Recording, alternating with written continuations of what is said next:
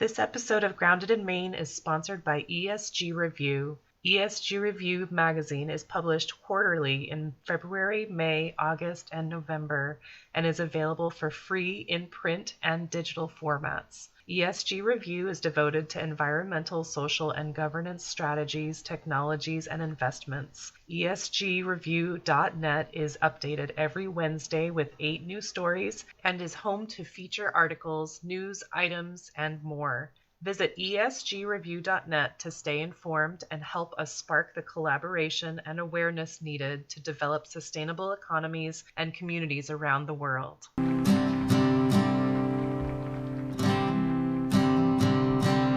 There's a place where there's no trouble, no more pain, no more struggle.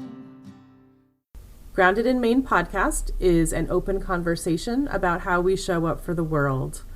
I started this podcast out of a desire to learn new ways to be sustainable because the word sustainability is big. It can be overwhelming, and I just wanted to learn, different ways to try to be part of the solution and not feel like it's too late. So I am talking to people who are doing different things and learning so much. I hope that you are too. Hi there. Thank you so much for listening to Grounded in Maine today. My name is Amy Fagan.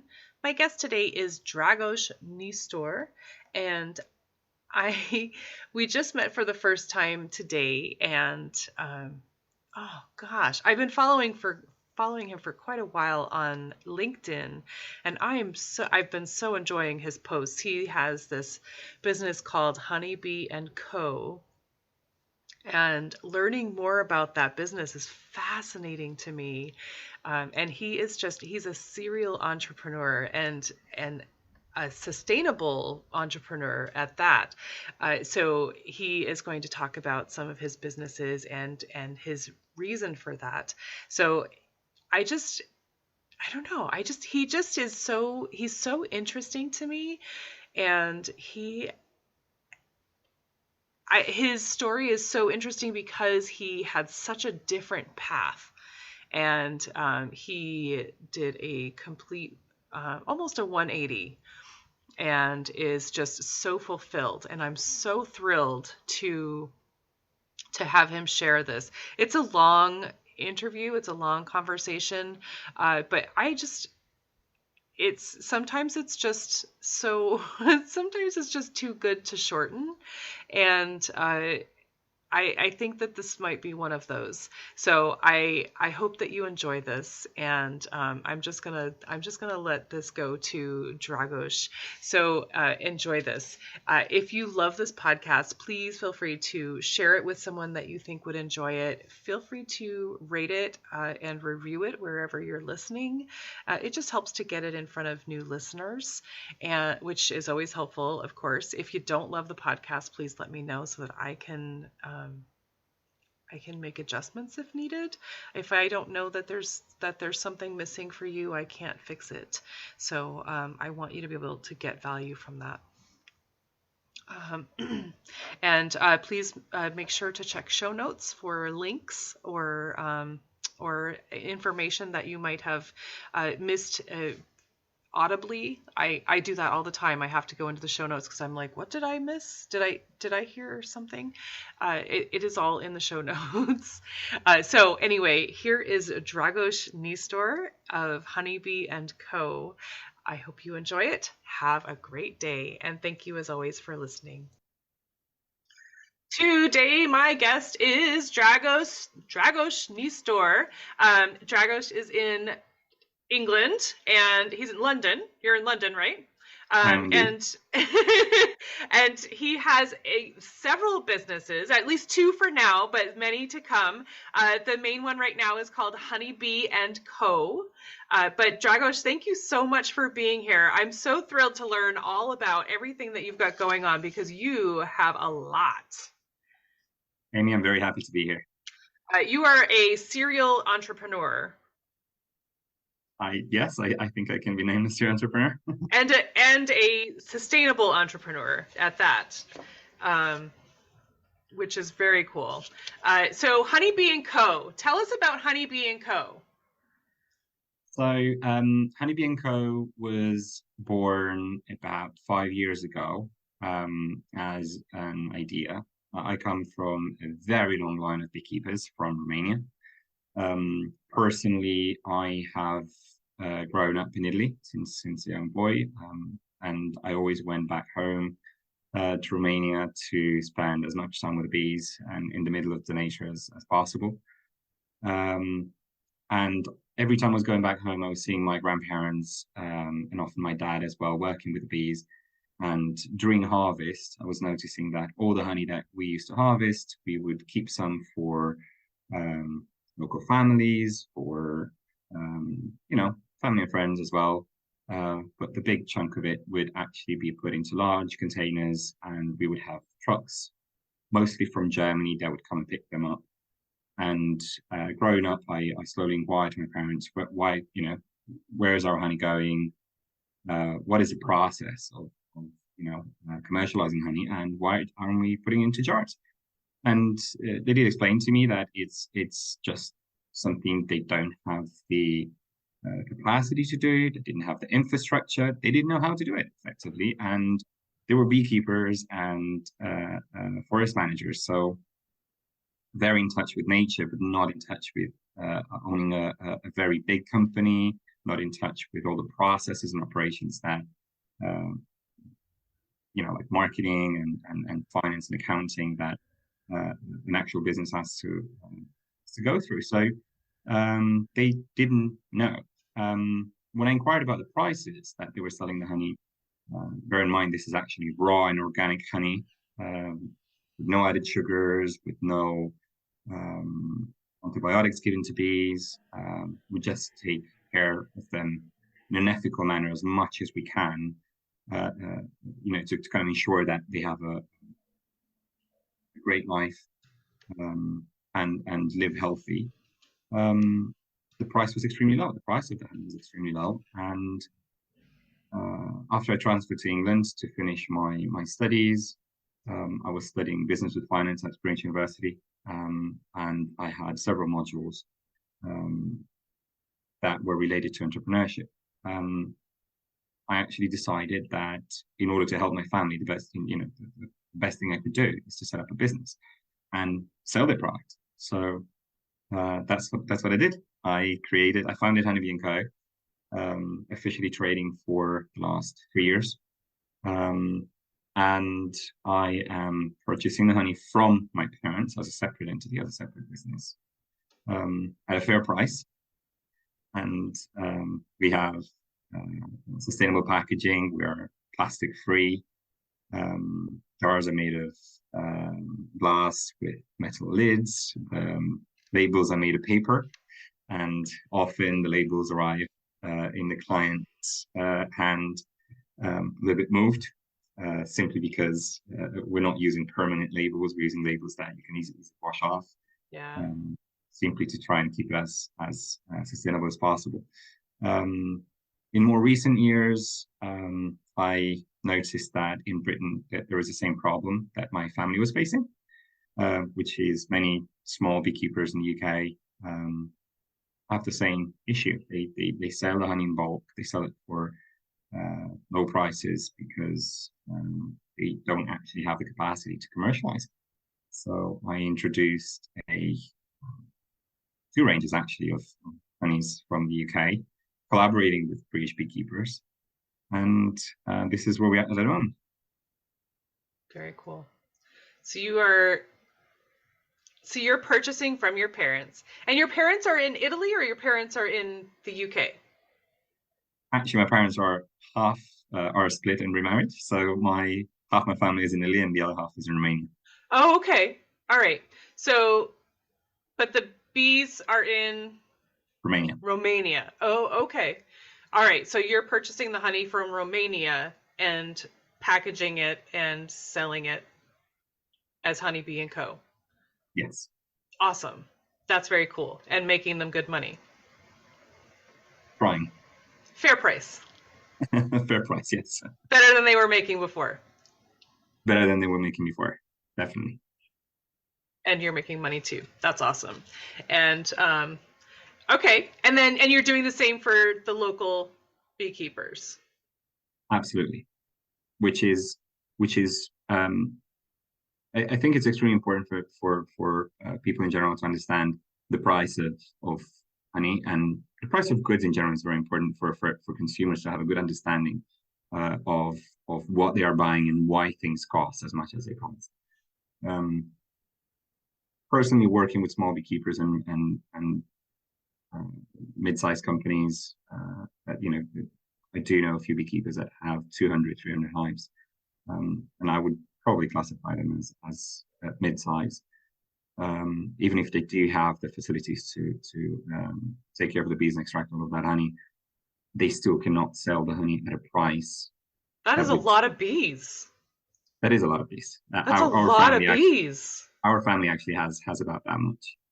We are talking about that. Oh my gosh.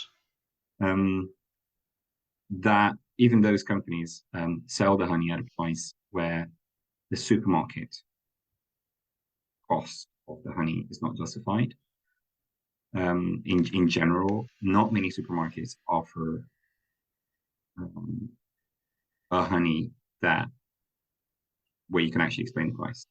And I think this is the key point about our business, and trying to help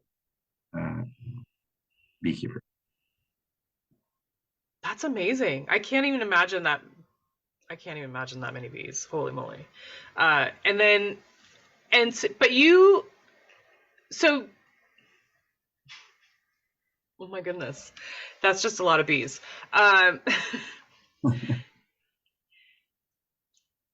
So these folks, the local folks in the UK that you are talking to, you said that they do like farmers markets and, local markets and stuff like that, but they're not selling at a really fair price for themselves. They don't, unfortunately, and it's extremely hard. They need a new market. They would probably need a new business idea, by the way, new Whole Foods just for honeys, for example, where you could actually go and buy high quality honey, raw honey by definition, organic honey, natural honey, not pure for many reasons. There are so many words that are used to describe honey that people don't know about. They think, organic, pure, natural, all the same, raw is all the same, but it's actually not. There's massive key differences there. But yes, they would all need an outlet to sell their honeys, and unfortunately, there is no such outlet. None that I know of anywhere. You might find some supermarkets that might sell some local honey producers' honey, which is great, which is what everyone should do. But it's not the case. There are rare cases when it's actually right. Well, and if they're mixed in with the things that are, there are so many items that are if you're shopping at the supermarket or whatever, there are some that are watered down, or they're I don't know the lingo, but they're mixed in with other things or whatever, but they're still called natural or raw or local or whatever. But they're less expensive.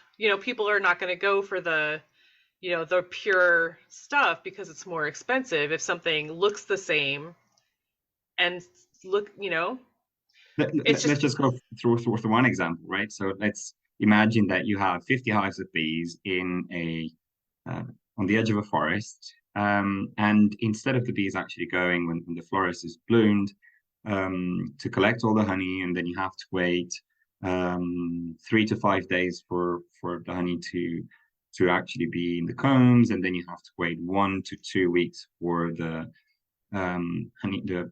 honeycombs to be capped, and for the wax to take in all the water from the honey to put it down to a concentration level that actually allows it not to ferment and not be diluted at all, and to resist thousands of years. Instead of doing that, imagine that we just buy some extremely cheap corn syrup, ridiculously cheap corn syrup. It's cents per kilogram. It's ridiculously cheap. And we just mix it with a lot of water, and we just put it in front of the hives.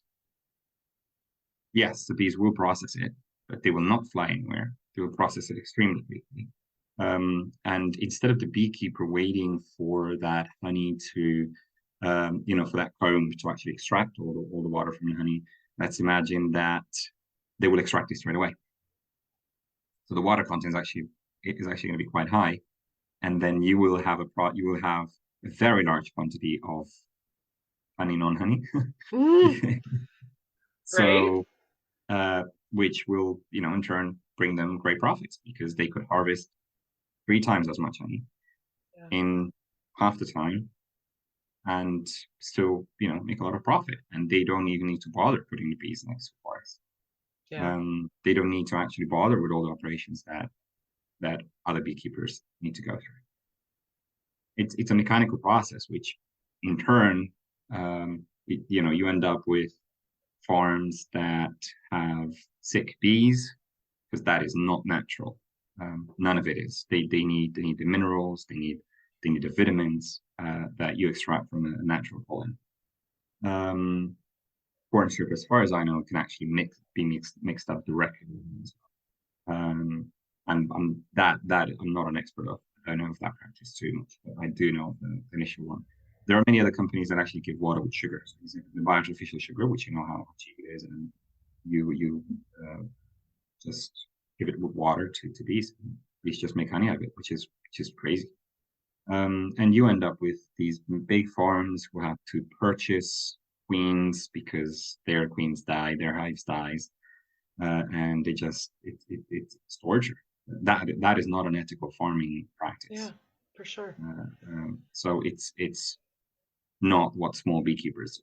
The idea of small beekeeper helping small beekeepers in general is that bees only travel on a 5-mile radius. So if you have many small beekeepers placed in countryside next to forests, the ecosystem around them will thrive. It's important to keep that balance of small beekeepers to allow them to produce enough and sell for them enough to live normally. Because the moment you have too many hives with not enough land, you then start disrupting the ecosystem, the other insects. So you might damage bumblebees, for example, right? So honeybees might then take away all the food for other insects and other pollinators like bumblebees. So there has to be a balance there. So normally medium-sized companies or beekeepers tend to be offering pollination services, which is why they manage to have so many hives. So they take them in the evening, all the bees go back to the hives. All of them, they literally go back to sleep. So the entire family is in. That's so wild to me. It is, and you just close the hive. You take the box the next morning. You take it to a field that can be even 50 kilometers away. You open the hive early morning. You have to open a hive, and the bees will pollinate. Will collect pollen and nectar, and will make honey. And meanwhile, they will actually pollinate crops, and the crops will yield up to 7 times as much. If it's more grain and pears and apples and whatever it is, it's amazing. And then in the evening, you just close the hive down again, and you go take them to another forest or another field. It's really the coolest thing that having honeybees around makes everything. It really makes everything better. I'm scared of bees. To be totally honest, I'm scared of bees. But there's a beekeeper about a quarter mile away from me, and we're friends. And I'm pretty sure that her bees are at my house during the day, and that's cool. Like they're on my catnip and my mint, and I don't think that they're doing anything for my my vegetable garden, but my catnip and my mint are doing great. But it's so cool. I mean, she's got amazing flowers. But is that why? I mean, so a lot of beekeepers have a lot of flowers. Is that do they kind of go together? Normally, yes, because obviously you cannot feed if you don't have enough flowers during spring and summer, mainly. And there has to be a ratio. Let's put it this way: you need for X amount of bees, you need X amount of flowers, X amount of land they need to collect nectar. So Right. let's say if in the spring when all the flowers bloom, there is a very bad storm with hail and all the flowers are knocked down and all the pollen is washed away, which happens, it often happens, then those bees are actually going to be in danger. So those are years where we don't really collect much honey because they need to have enough for themselves to live and be healthy. So we Right. will let them go wild. We will let them keep the honey for the summer. We'll make sure for them not to swarm more than once a year. Because if the hive has sufficient honey in the spring, the hive is just all the combs are full with honey. What the hive will do is actually create a new queen, and the hive will then separate because there is enough honey for the swarm to duplicate. It's extremely dangerous in populated areas, but there's also a lot of education around it in terms of if you see a swarm, don't panic. They're brand new bees, the babies. They're ready to go out there. They're a new family. They're very young. They're not there to attack you. They're actually looking for a house. And you just have to call a beekeeper, and they will come and take them away gladly, and they'll just give them a home and mitigate that risk. But that's kind of how it happens. In terms of ourselves, we own about very close to 100 hectares of acacia forests as a family. So not as my business, but as our family. And the beautiful thing about acacia is that when it blooms, there's not many other flowers around it. So that's why we guarantee that our acacia honey is monoflower, 100%. It's just beautiful. The forest becomes completely white. It's a different species of acacia. It's fake acacia, actually, because in the UK, the acacia trees, most of them are yellow flowered, and the ones in Romania are white. But there are about 1,200 species of acacia trees around the world. It's very interesting. What is acacia? That sounds really familiar to me. Is it a native tree to you where you are? It is a native. It is. You can find it everywhere in the world. I don't think there's many continents that don't have acacia trees. It's just the structure of it is completely different. So if you would look at a Romanian acacia tree or an African acacia tree, you would not say they're the same tree. They're completely different structure. Okay. But they are the same tree. They're the same type of wood, and the flowers are completely different. Okay. The honey tastes different tree by tree, which is extremely interesting if you think about a tree that has 1,200. That is so cool. I just think, I mean, like I said, I'm scared of bees, and I'm scared of bees. But it's so cool to me how different everything is depending on location, depending on flowers, depending on everything. Like everything is different. Everything is different. Like it's Imagine like fingerprints or it is. snowflakes. Just imagine that flowers actually evolved with bees. Bees are, all the other pollinators as well, but bees are the main insects that evolved for around 160 million years with it's just bees and flowers have this mutual relationship that is absolutely incredible. Flowers have the colors that they have and the perfume that they have so that bees can be attracted to them. They have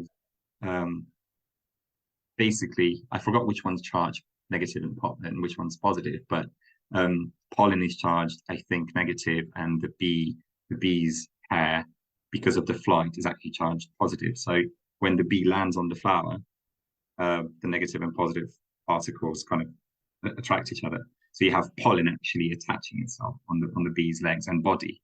Right, yeah. Which is incredible.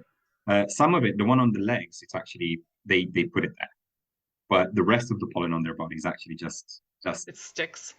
It sticks, and this is a mutual evolution. It's just absolutely incredible. And imagine every single flower produces its own unique type of honey, even from different, let's say, same flower from Germany and same flower from France, just because the soil might be slightly different. The soil might have slightly different minerals. the flowers will be different, and the honey produced from those flowers will be different. Even if it's the same species, the same, roses, let's say, or you know, it's extremely interesting to observe all of that in nature. That's so cool. And I love Dragos that it was inspired by your family of farmers, of bee farmers. So you wanted to help your family, and you're not just helping your family, you're helping lots of farm families, which is great. Um, so honey, we've discussed honey. That's a big deal. And you've really grown this. So this was nothing 5 years ago. It was just an idea, you said, and now this is huge. This is like, how big is this right now? We are selling in the United Kingdom, all over the United Kingdom for a time being. We are planning to open international within the next 4 to 5 months. So we do have many requests from the United States and Japan, weirdly enough. Even if it's so far away, Japan is the furthest we can go. Nice. And we do have a lot of requests. So we are looking forward to open international. We've had many requests from Saudi Arabia as well, which they just want to try probably. Many clients are just curious to try English honey or Romanian honey. And yeah, we're definitely on the right path to. That's so exciting. Yes, it is indeed. To start from nothing. I mean, just your family's honey and wanting to just make that a little bit better and do a little bit better, and you're going to be in Saudi Arabia, man, and Japan. I hope so. And the US. Especially the US. I really want to get to the US market. We speak with many people from the United States, many customers that would like to purchase our honey. We had customers visiting London for business, and they said, "Is there any way you can send some at my hotel?" They ordered online, putting the address of the hotel, and which I shipped it to the hotel. They just wanted to try it, and the feedback was amazing. And they said, if you would sell in the United States, we would buy it regularly, because we do offer a subscription program. That's so cool. Yeah, so we give 20% discount on our products, and people can just receive it, even if it's one jar every 3 months, depending on your habits. Right. And some people get a pack of 3 every month. We even had larger families that got 6 packs, 6 jars, 2 packs of 3 every month, simply because I had a large family and everyone ate it with porridge or on toast or in the tea. Yeah. Or tea. And it's a big deal. I think in the United Kingdom there is much understanding on how damaging sugar is, and I think it is a now growing concern in the United States as well, at least from what we can see from here. Not only from a health perspective, which is, we are a very egocentric species. We care a lot about our own health and well-being first, but from an environmental perspective, reducing artificial sugar damages the environment with its production cycle alone. Never mind the deforestation to plant sugarcane, and even if you do switch, for example, to beetroot sugar, a sugar created from beetroots, what you do is you utilize a lot of land and a lot of sweet water, which is, it's not the greatest thing to do. And it just helps the ecosystem grow. You help nature thrive by consuming honey. So again, if you have to make sure that if you purchase honey that is ethically sourced, which is the most important. Right. Yeah. Package. But if you combine all of that, it also tastes better. For some reason, once you know all of these things and you do taste honey again, you realize that it actually has many more implications than besides your health and the environment, and there's much more to it. Oh, absolutely. Absolutely. I mean, when you know it's better, it tastes better and you just feel better about it. Absolutely.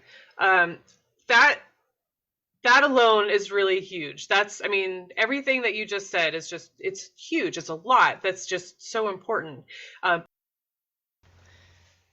Hi there, it's me again. I just wanted to say something about True Leaf Market.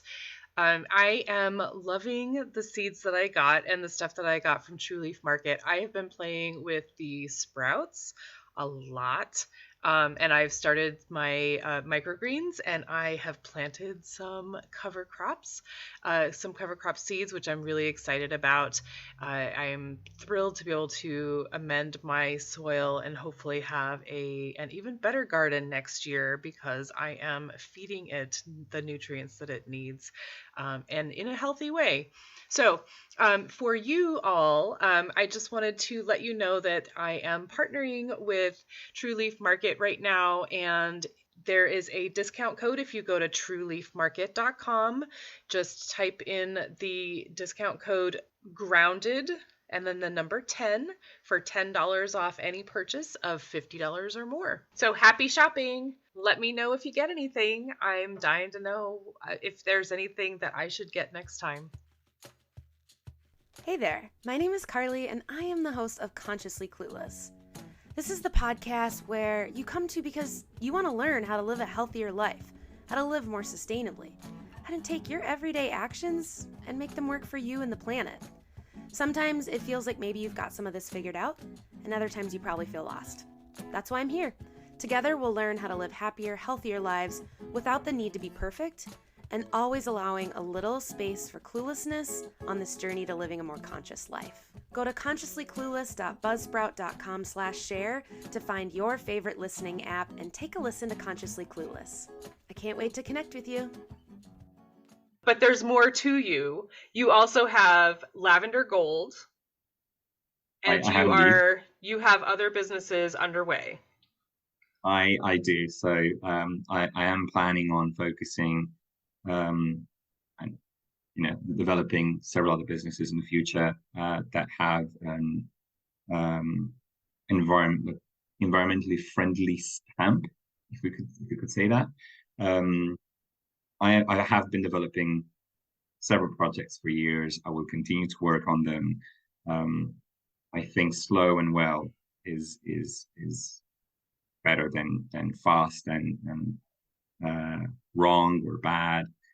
Yes, lessons are important, but I have seen friends with businesses that they rushed into opening, and Sure. they would have been great businesses that would have helped a lot of people, and they would have helped the environment as well. But because they rushed, the business failed. They've made two big mistakes with that. The business failed, and that business is now not, probably it's never going to happen again. Or someone else will try to mitigate the same problems. But these people that were extremely passionate about opening these businesses rushed into it and failed. So I'm thinking to take everything very slowly, and once I feel ready, both economically and knowledge-wise, I hope to be able to open them. Lavender Gold is a business that was recently opened. A very dear family friend decided to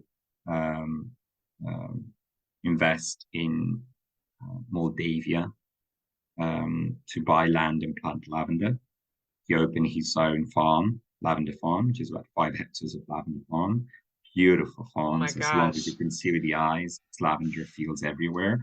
That came actually for his passion, believe it or not, for perfumes and odors and smells. And I had a lot of appreciation for what he was trying to do. So we worked together on actually creating some products that people could purchase as well. So we sell essential oil, and for the time being, we only have pillow sprays and hand sanitizers. There are many other products in development. It is an Italian company, so all the manufacturing process is in Italy, in Rome, and we import it in the UK. For the time being, we're the only two countries that sell this product. But the lavender is 100% pure. Everything is the farm is ethically certified as well. They do pay good wages. We were discussing sustainability a while back, and it's important to understand what sustainability means.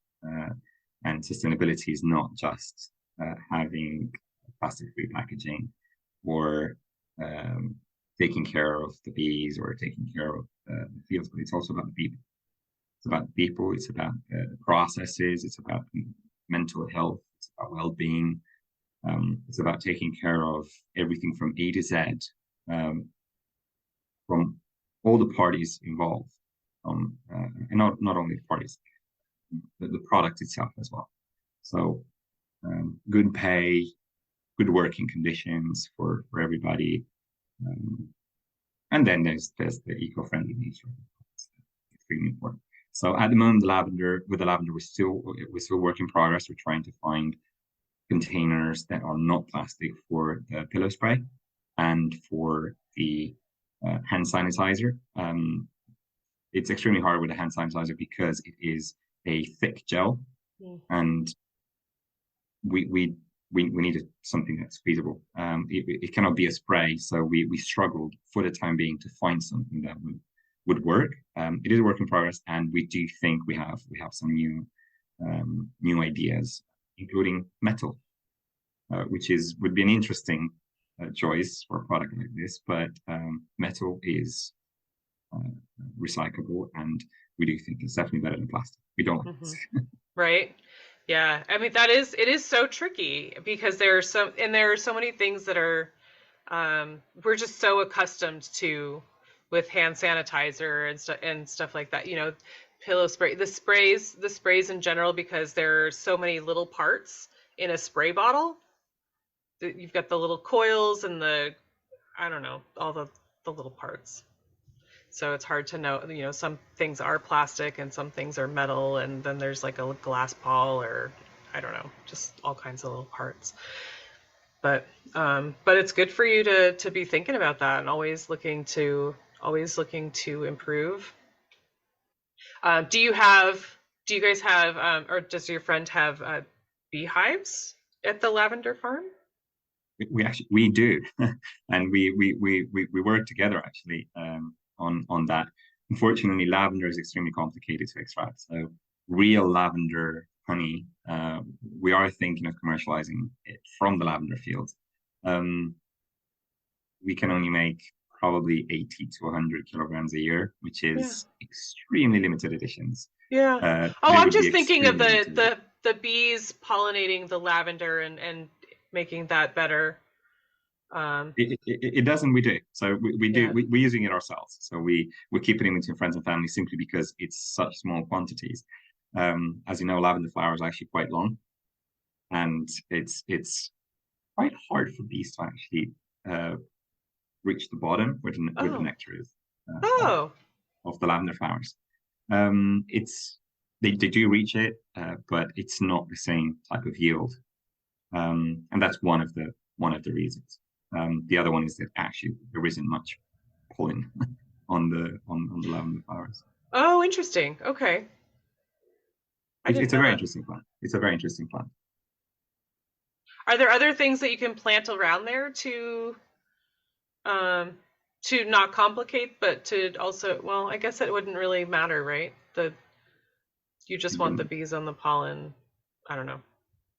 Yeah, it wouldn't. In terms of the bees with the lavender, for us it's more about helping the plant grow and producing good flowers and good seeds. There's other products that we were considering doing, for example, collecting the flowers, putting them into small little bags that you can put in the closet, into your clothes. Dry flowers actually smell for a very long time. Mm-hmm. Yeah. So you could actually have pouches of dry flowers in your house, and they would actually smell, lavender for a long time.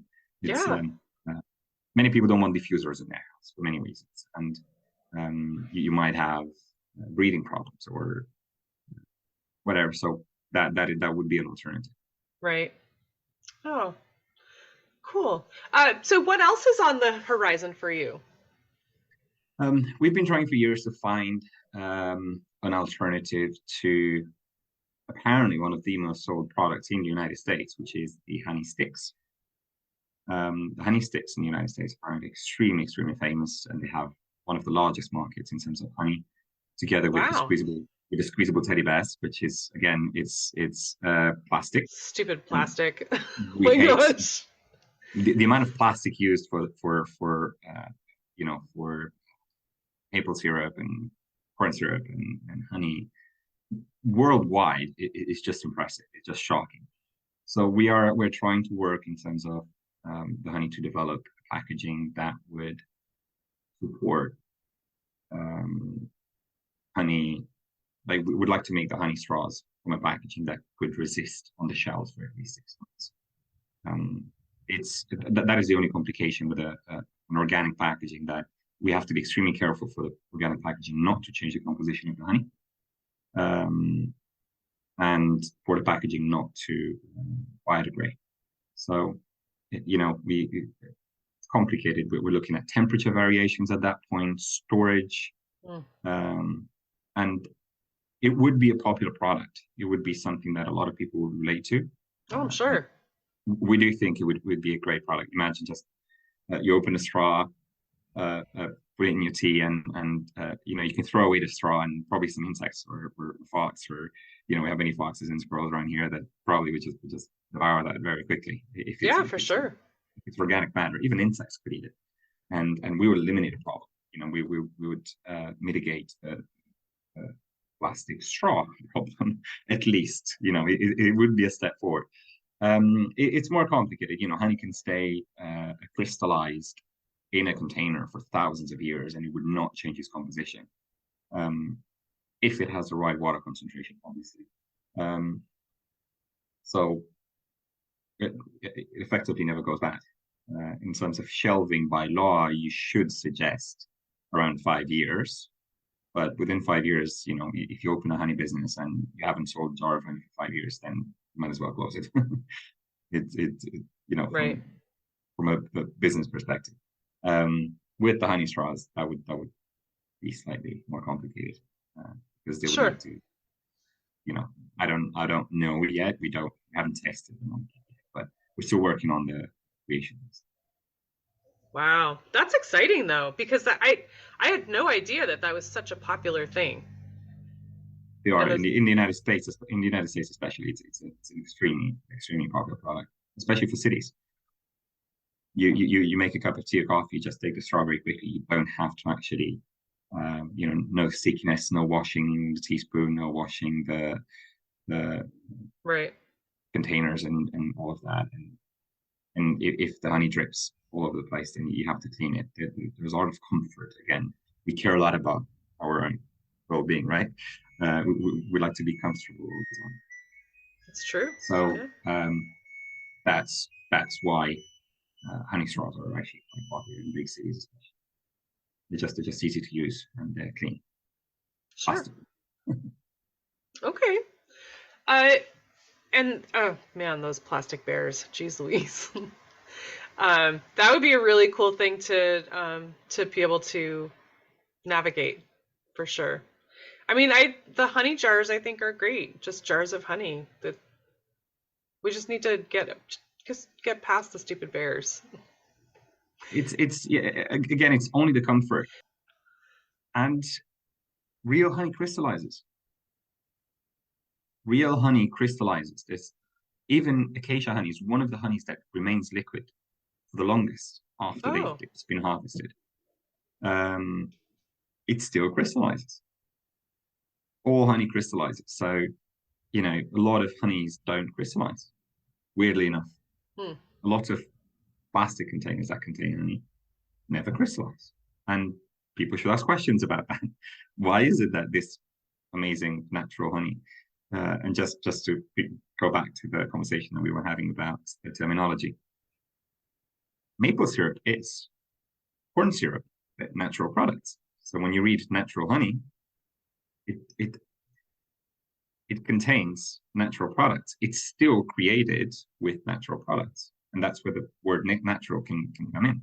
If you have water, if you leave it to have a higher water content, it's still made naturally. Natural. Yeah. It's still made naturally. It just has a higher water content, which is meant to be in the honey. They just harvested 2 weeks earlier, which probably gives them another 1 or 2 harvests that year, simply by extracting it early, which also means that it's less likely that it would ever crystallize. So pure honey, for example, it's filtered honey. Do we want to get 100% pure honey? It means it's been filtered so many times, right? We have on the acacia only, we've said it's 100% pure. We after we extract it, we put in large containers, and we wait for a couple of days for all the impurities to come to the surface. And then we just collect everything that's on the surface, and then we jar it. And it's clean. It's very, very clean. Sometimes you might find some small bits and pieces, impurities in there. That's pollen. So when you filter it, when you overfilter it, You're welcome. when you overfilter it, you take away many things that are actually extremely beneficial. Minerals, pollen. It's terminology. Natural and pure maybe are not the best. So biological honey, organic honey, raw honey, those are the terminologies everyone should be looking at. Is it ethically sourced? Where is it ethically sourced? People should try and buy, this is my advice to consumers, people should try and buy monoflower honey, because it's not a blend. So the moment you use a terminology, when you blend anything, obviously there can be other things in there. By law, you will have, the vast majority of it has to be the main product. Mm-hmm. You can have 20-30% that it's mixed with corn syrup, water, whatever. Right. And that terminology is actually what destroys a product. Blends of does not just mean blends of just the honey itself. You can add other components. Right. So did you say monoflower? Monoflower, yes. It's like acacia, heather honey. It's extremely popular in the United Kingdom. Clover. Wildflower honey is great if it is wildflower honey and it doesn't have on the label blends off. Because if it's a blend of wildflowers, it's not the same thing as the bees collecting and creating the honey from different flowers. Oh. Right? So we need a wildflower honey, no blend on the label. The moment you have blends, they can just, the bees, collected from many flowers. Then they create the honey, which is amazing. And then you right. So really just look out for the word blend. If it says blend at all, just leave it. My advice to everybody is to get it from a small beekeeper. There are so many websites out there. There's so many websites out there. You can help farmers all over the country, all over the globe. Just get it from small beekeepers. Make sure that they do the due diligence in terms of quality, in terms of how they farm it. They're not aggressive farmers. That they are small, medium companies, and you will help them out. You will help the ecosystem. You will help small families just have a regular farm life, which is just lovely, and Or if you're in the UK or Italy or Romania, from Honeybee & Co. For the time being, just in the United Kingdom. Within the next few months, yes, from us as well. But we do want to collaborate with as many other companies as possible. Sure. Okay. We are not market disruptors in any way. We would prefer to educate consumers on buy it from whoever you want, but try and do the good thing for the environment. Try and do the good thing for the ecosystem. That's such an important message. I appreciate that a lot. I mean, that's it's always interesting to get new information. I mean, I feel like I've heard it, and it's always in the language, right?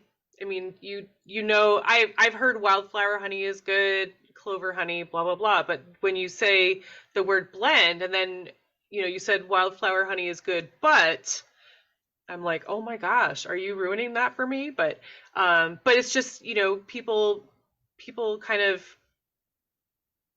can I say bastardize? Like, a good thing that it just, wildflower honey is good, but when you add all the other stuff and you say wildflower honey, but it's got all these other things in it to kind of dilute it, it's less good. So, but if you folks just order from local folks, buy from the farmer's market or from your farmers or a beekeeper, or from Honeybee and Co. if you're able. Yeah. But thank you for all this info, Dragos. My goodness, that was a lesson and a half. And I'm so impressed with all that you are doing. This is incredible. So what I ask this of everyone, and you sort of started to say this, but what does the word sustainability mean to you? I know you said it's A to Z, so it's not plastic. Well, for me, I think, yes, I will actually say again the A to Z. I really believe in this concept. Sustainability is probably, not probably for me, the amount of, trying to phrase it in my head. So to define sustainability, I would define sustainability as the A to Z processes and third parties involved in a company or a product, in its operations. And if we consider all of this totality, we refer to sustainability as the ethical and correct and responsible way to treat, operate, and that's it about these people. It's extremely hard. It sounded better in my head. I really think that, in the case of my business, I think ethical beekeeping, eco-friendly products, appropriate payment to beekeepers,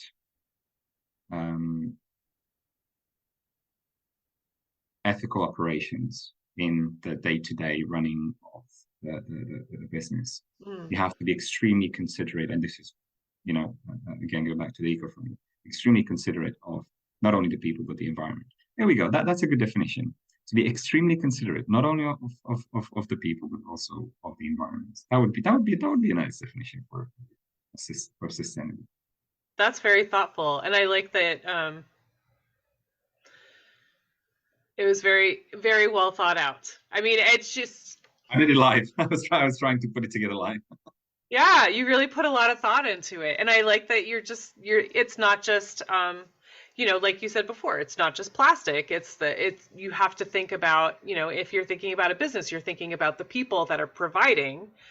You have to think about those people. You have to think about the product. You have to think about the people you're serving, the people that are serving you, the people that are, and the product itself. So, how the product is made, how the product is grown, there's just so much to it. And you're thinking about every single step. And so it's a lot. It's a lot for you to think about. You're in charge of all of that. So you have to think about all of those things. Yes. And it's actually what drives me to continue having this business. And it was not planned. I did not, I graduated business with finance. I was actually planning to have a banking career. I ended up becoming an entrepreneur. And what drives me as a businessman is the possibility to change things, to create, to create something that makes change. There you go. It's, putting them together to create something that has an influence, a positive influence. And I have, like you said, I do have that decision power, which is fantastic. You wake up in the morning and you can actually decide to do something else that will improve someone's life, that make a positive influence, or send out a message like your podcast. People listening to these podcasts actually will learn something new, might develop an idea, and might actually be even inspired to do something that will improve someone else's life. And when I say someone else's life, again, I don't just mean people. There's much to that, right? It's a big world, and there's so many moving components. And I do believe in the butterfly effect, that if we start small and we can influence the people around us, and then we can just spread positivity, and we can just spread positive change. Heck yeah. Absolutely. Spread change. And spread goodness.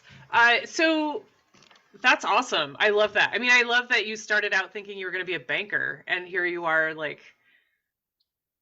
my gosh, you're just spreading goodness everywhere.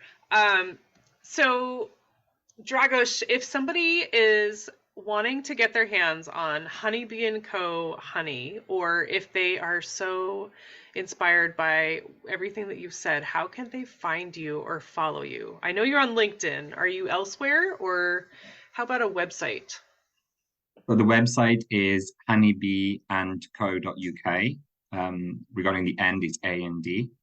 So honeybee, andco.uk.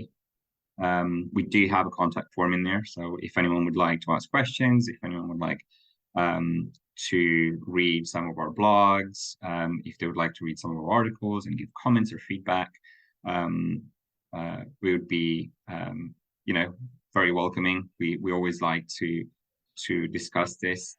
Every country has their own laws on honey. There's different practices. There's different bees. We've had people reaching out to us on the blogs, telling us that something that we said was different in their country, and it was amazing to actually discuss that. Simply because the same beekeeping practices that we have might not be the same beekeeping practices that you would have for another bee species. There's so many species, and I will not go into scientific names, but in the United States you have blue bees and green bees, which are amazing if you look at pictures. And I've seen pictures. They're crazy.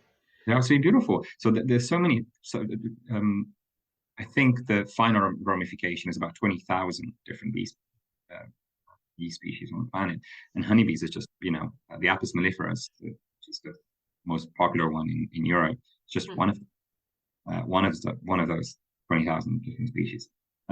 So we do encourage that. We do encourage conversation, and people can just reach out to us, or myself personally on LinkedIn. It's Dragos Nistor, Dragos Nistor, actually in pronunciation, right?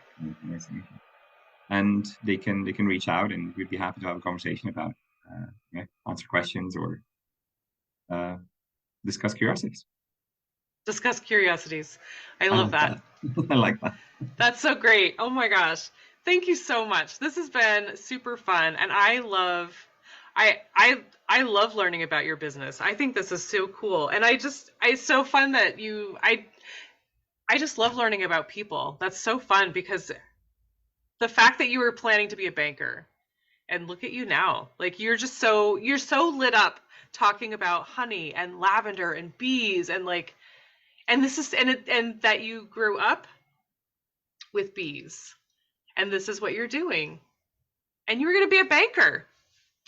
Yes, up until the age of 27, I was still on track to opening a career in banking, and up until then, I spent much time in Rome at university, and then I did not graduate because I was already having a career in retail, and then I moved to London, finally graduated, and I was ready for my career in banking, and then COVID hit. So this is definitely something that I know of other people that during COVID decided to open up their own businesses.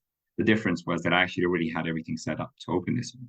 I was ready to open it during COVID, and just COVID just hit, and it was kind of a sign. Maybe it's the right moment, and we also had a lot of time to think about what we want. We had a lot of free time on our hands to understand what matters during COVID, and I was scared, like many other people. I was scared. I was not leaving the house. I did not know, what was the correct thing to do. I've never been in a pandemic before, and well, you guys had a lot of quarantine. Like, you were literally like stuck at home, right? Months in a row, many months in a row. I think the first time we were so scared at home, we didn't leave the house for about 10 months. So we were ordering food, we were bringing it over at the door, we were bringing it in. We were happy enough and fortunate enough, let's say, to have a house with a little bit of a garden in the back, Yeah. so we can spend some time outside in our own garden. Yeah. Many That's a people lot of didn't. downtime. A lot of time to think. Many people didn't. So, we were lucky enough to have that little piece of garden to spend time outside and have a barbecue from time to time, discuss ideas and with my partner. And that's when I made a decision. I felt that making a career in banking I was doing it for the wrong reasons. I was doing it because I'm ambitious. I was doing it because obviously it's economically a sound choice. But would have, I'm not sure if I would have been happy or would you as be happy as I am now. fulfilled? Right. Would you feel like you were helping anyone or being fulfilled Yes. or feeding your creativity in the same way that I'm doing now? So obviously it was a very hard decision to make back then because I didn't know, that there was a lot of risk. It implied instead of actually earning more money, it implied spending more money. So it was a decision. So instead of actually earning more, I will have a lot less. But am I willing to do this? Am I willing to develop this and risk everything and move on? And I did. For the first 2 years were extremely hard. Like everybody, when you open a new business, is hard, and there was a lot of work to do, and there's many risks, and you do mistakes, and you go back and you learn some more, and you try again, and there's so many things, and honey is one of the most legislated products on the planet. Like the United States, United Kingdom has a law that's only about honey as an individual product, not a category. Most other products are part of categories. Not individual law. There is a law regarding honey.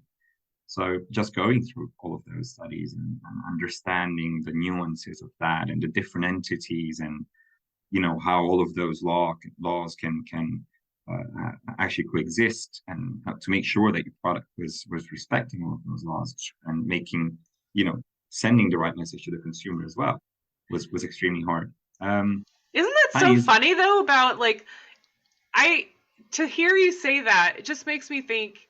It makes me almost laugh because to have the U.S. have laws about honey, where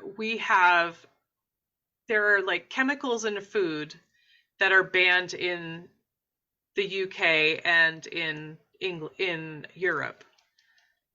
Yes. We have seriously processed foods with chemicals in them that are allowed in the US but are banned in other countries. But we have laws about honey.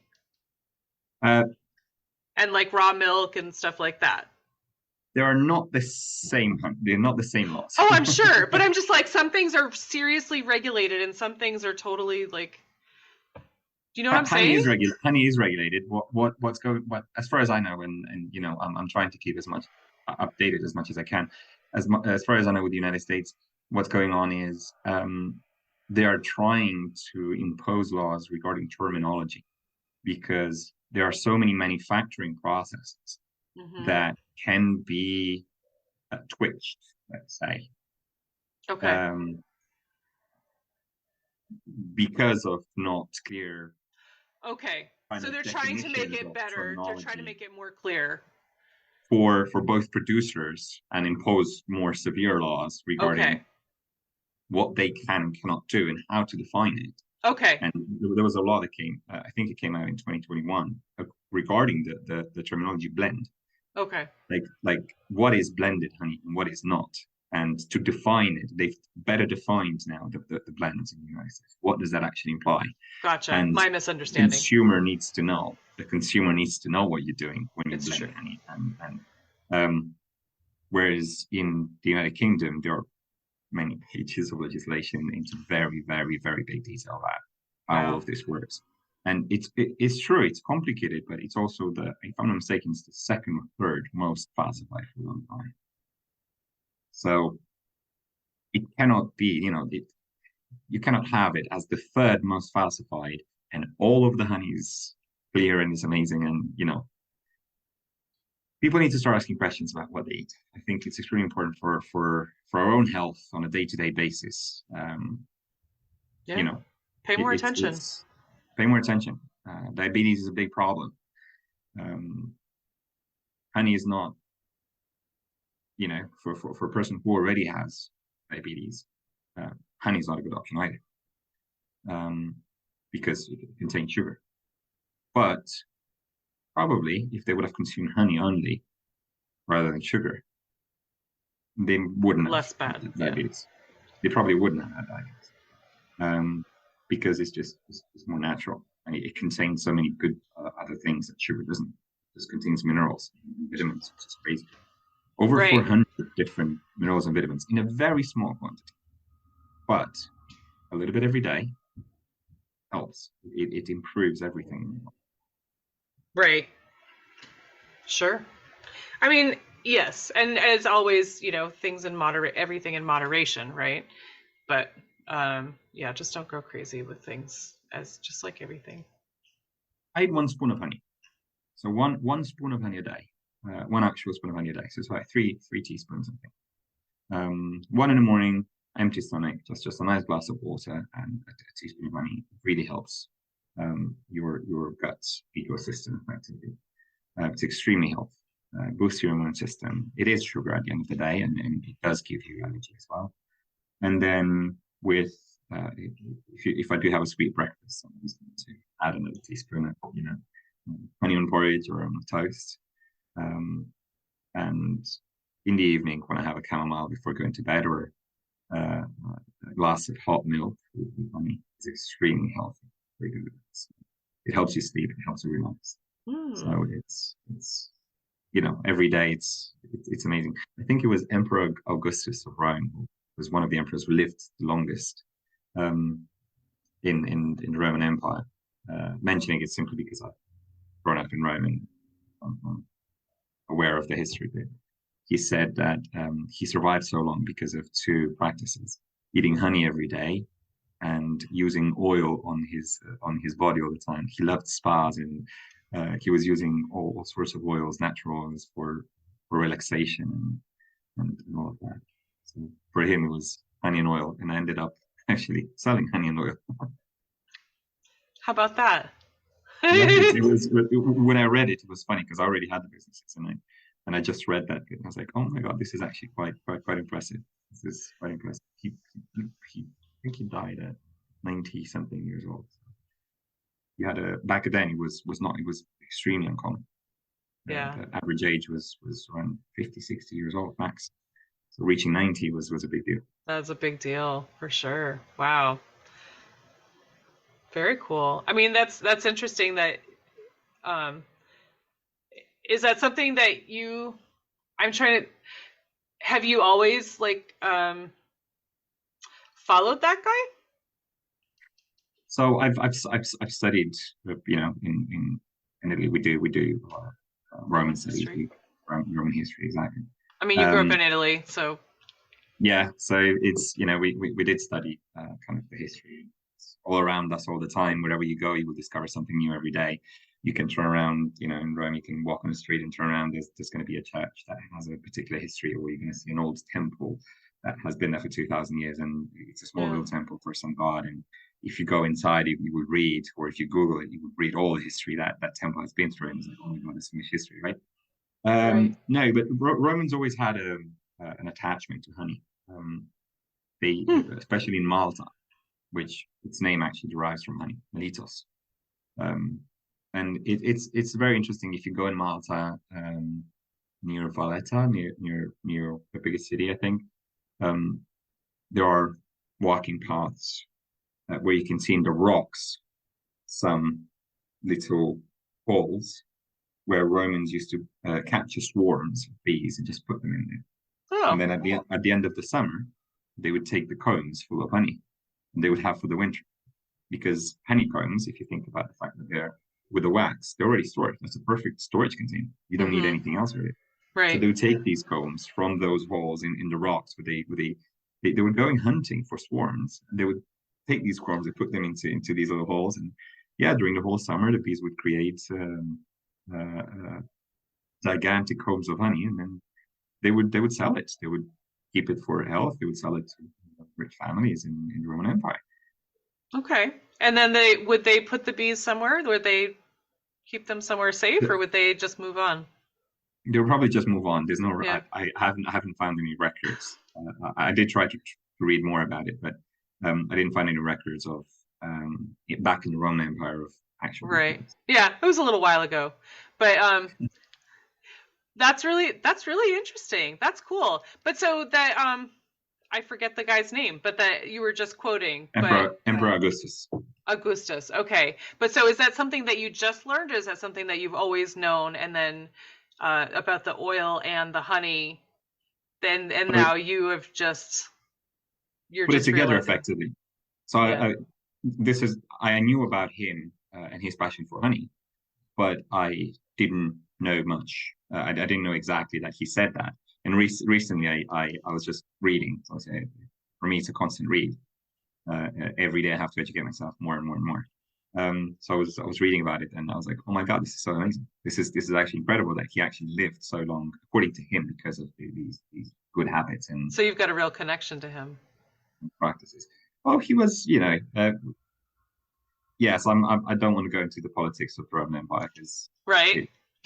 It would become a very political and sure, and probably bad conversation for many, because at the end of the day, they were imperialists as well. But honey and oil. The Roman society, honey and oil, exactly.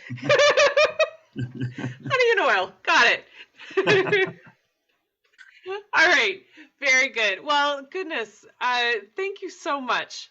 This has been wonderful. I appreciate all you've shared with us today. I'm thrilled to share this with folks. Thank you very much for having me. It's been great, and I hope we can keep in touch. Oh, absolutely, absolutely. Very good. I just want to take a moment and thank my guest again for speaking with me and sharing such great information. I also need to thank Buzzsprout for hosting this podcast, for Jane Bolduck and her amazing music genius, for Becca Coffron and her beautiful artwork. And I'd like to thank you for listening. Please check out the show notes. I'm going to have links posted in there if you would like to follow this guest and learn more about them. Thank you again. We'll talk to you soon. There'll come a day, my mama told me, when I find love to have and hold me, a heart that's strong and so sincere. Just tell me, how do I get there from here? Oh, tell me, get there from here, 'cause here and now I'm so far down that mercy's bound to find me.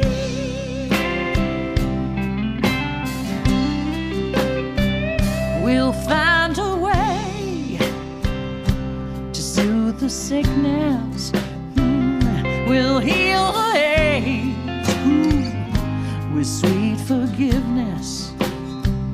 Wages of war will disappear. Just tell me, how do I get there from here? I wonder, how do I get there from here? Yeah, 'cause here and now I'm so far down that mercy's bound to find me.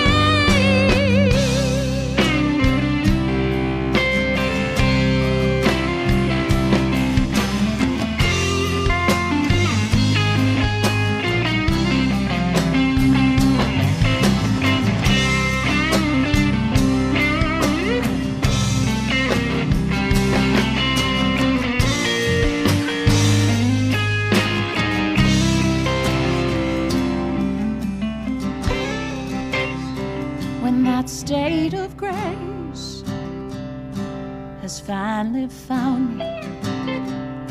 Well, there'll be music, ooh, and good friends around me, yeah, yeah. And I'll just smile through happy tears and wonder